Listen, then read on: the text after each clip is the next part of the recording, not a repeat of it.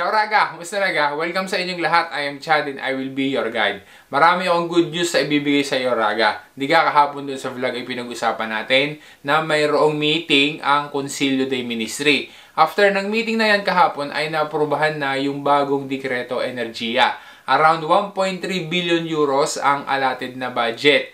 Ang ilan sa laman ng dekreto ay ang extension ng bonus sosyale at Prima Casa Under 36. Meron ding additional na pondo para sa bonus transporti at tuloy din ang pagbibigay ng bonus bensina through Carta Dedicata Ate. Alamin natin Raga ang detalye ng bagong Dekreto Enerhiya, daw po na sigla, partiamo.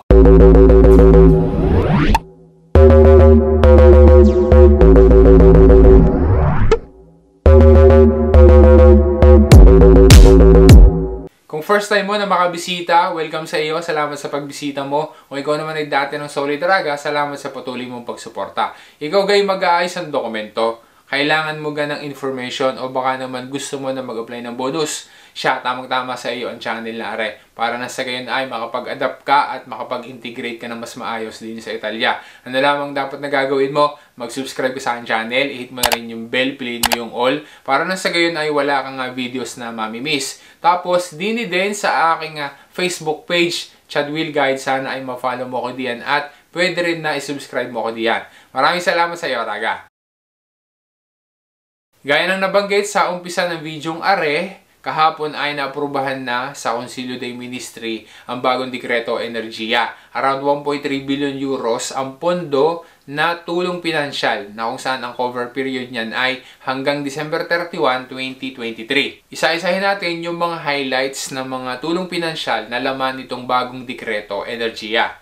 Una ay tuloy yung pagbibigay ng bonus bensina na yan ay more or less 80 euros. Kaya ang mangyayari ay yung mga pamilya na nakatanggap ng Carta Dedicata Ate ay magkakaroon ng additional na more or less 80 euros para pambili ng karburante. Mamaya ay i-explain natin kung bakit ang matatanggap, yung mapapadagdag doon sa kanilang karta ay more or less 80 euros. Dahil sa naaprubahan na ang dekreto, kaya Raga yan ay good news dahil nga nang matutuloy na yung pagbibigay ng bonus bensina.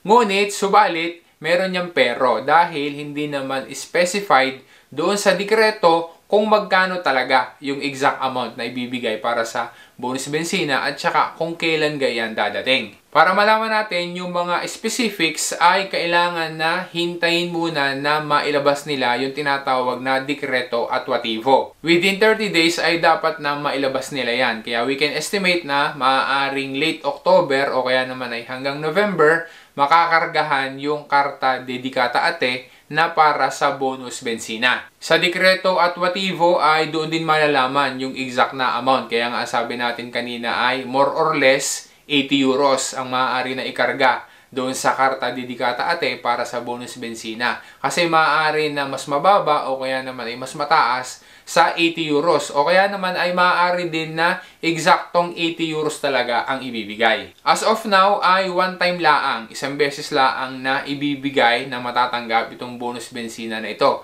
Pero just in case na magkaroon ulit ng additional na pondo, maaari na magkaroon pa ng pangalawang beses na pagbibigay ng bonus bensina doon sa Carta Dedicata Ate. Ang isa pa na mahalagang tanong na dapat na masasagot doon sa Dekreto Attuativo na ating hinihintay ay dapat na malaman natin kung ito ang bonus sa bensina na ito, yung ikakarga ng 80 euros doon sa Carta Dedicata Ate, yan ka talaga ay exclusively na pambili lang ang dapat ng karburante. Kasi, papaano na yung mga pamilya na nakatanggap ng Carta Dedicata Ate tapos ay wala naman silang sasakyan? Kaya aabangan natin ang sagot diyan Raga. Hintayin natin yung Dekreto Attuativo kung ano ga yung kanilang instruction para diyan. So mag-aabang muna tayo Raga. Hayaan mo, babalitaan uli kita. Karagdagan na dapat nating abangan regarding dito sa Carta Dedicata Ate or yung tinatawag din ng iba na bonus spesa ay yung tungkol doon sa posible na pangalawang rika-rika. Kagaya ng nabanggit na doon sa mga previous vlogs. Kasi di ka nabanggit natin na maaari merong posibilidad na may matitira pa na pondo. May mga pondo pa na babalik. Dahil nga nang yung iba kasi na entitled para sa Carta Dedicata Ate, hindi naman nila niretiro yung kanilang karta doon sa posta. Yung iba naman nagretiro pero merong mga hindi naman activate yung kanilang karta. Kaya maaari talaga na merong pang pondo na matitira. So yan Raga yung ating hihintayin ulit. Hayaan mo at babalitaan ulit kita. Bago natin ipagpatuloy pa yung iba pang laman nitong bagong dekreto enerhiya, magre-request muna ako sa iyo Raga. Sana ay matulungan mo ako na makapagpatuloy sa aking pagbablog. Kung gusto mo, pwede mo akong regaluhan ng super thanks. Madali lang naman yan, ikiklik mo lang yung super thanks sa icon. O pure, pwede rin na padalhan mo ako ng stars. Kasi malaking tulong din yan sa akin. Ikiklik mo lang yung give stars. Maraming salamat sa iyo Raga.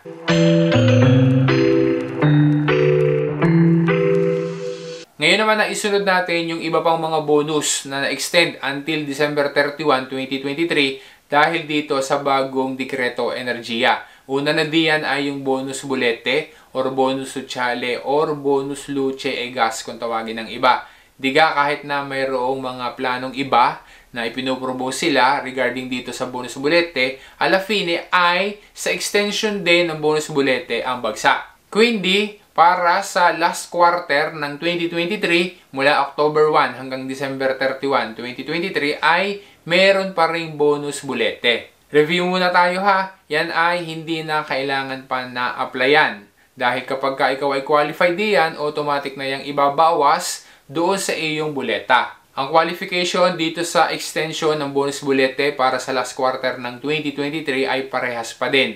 Ang limit ng IZE ay hanggang 15,000 euros. Kapag ka nakakatanggap ng reddito di cittadinanza or pensione di cittadinanza ay entitled din sa bonus bulete. Si ARERA pa rin ang mag-justiciate ng bonus na iyan. Ang allotted na budget para dito sa bonus bulete sa last quarter ng 2023 ay 300 million euros. Kaya para doon sa iba na inaalala nila yung negative doon sa kanilang buleta ay okay lang yan dahil nga nang extended naman itong bonus bulete. Nasa sa iyo pa rin Raga kung i-reimburso mo gayan or hahayaan mo na lang doon sa iyong buleta. Ang isa pang bonus na na-extend until December 31, 2023 dahil dito sa bagong dekreto enerhiya ay yung bonus mutuo prima casa under 36 dahil dapat ay magkuklose na yan pero na-extend pa until sa katapusan ng 2023. Ari ang isa pang good news Raga, although pwede pa naman talaga na mag-apply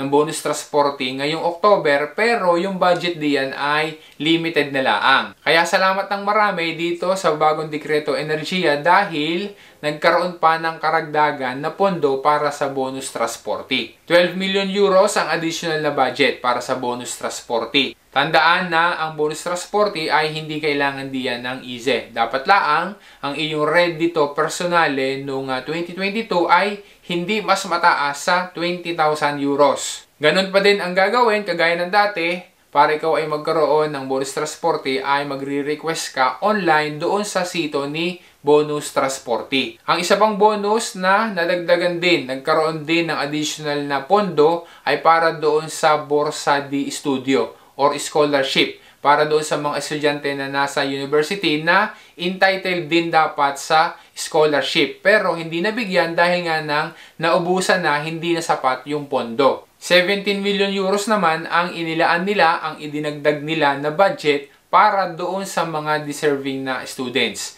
O Raga, umaasa ako na naging malinaw sa iyo at nakatulong sa iyo ang content ng vlog na are. Salamat sa panonood mo at salamat din sa suporta mo. Just in case na ikaw ay hindi pa nakapag-subscribe sa aking channel, sana ay mag-subscribe ka na. Hit mo na rin yung bell, piliin mo yung all para na sa gayon ay wala kang videos na mamimiss. At dini din sa aking Facebook page, Chad Will Guide, sana ay ma-follow mo ko diyan at pwede rin na i-subscribe mo ko diyan. Huwag mo rin kalimutan na mag-thumbs up at importante, malaking tulong sa akin kapag na-share mo rin sa iba ang aking mga vlogs. Once again, this is Chad and always remember, Chad Will Guide. Ratsiraga, alla prossima!